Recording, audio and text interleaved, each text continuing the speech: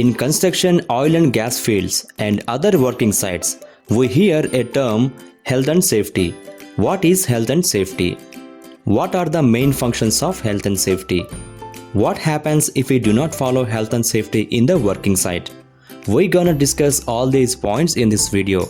Welcome to my channel, Health and Safety Training Tutorials. In simple words, safety is described as it is a state of freedom from injury, damage, and property loss. Health and safety is a regulation, law, and standard designed to protect the workers in the working site. Like other departments, it is also one of the most important departments for the company.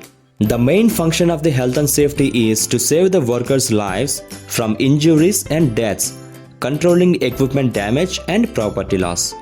There are three main reasons to maintain health and safety in the working site. Number 1. Moral reasons.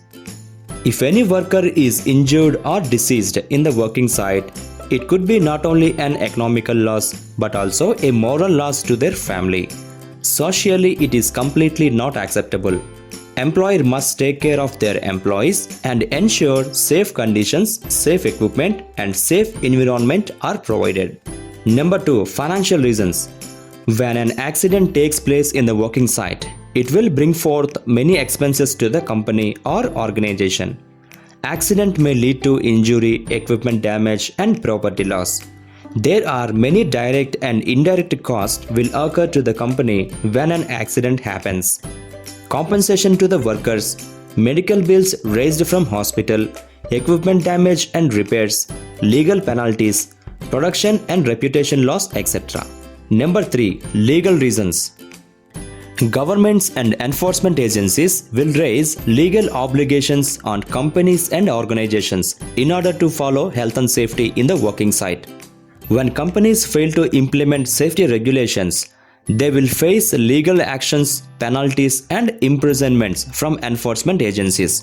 Therefore, employer must provide safe environment, safe equipment, and safe conditions to the workers. These are legal reasons.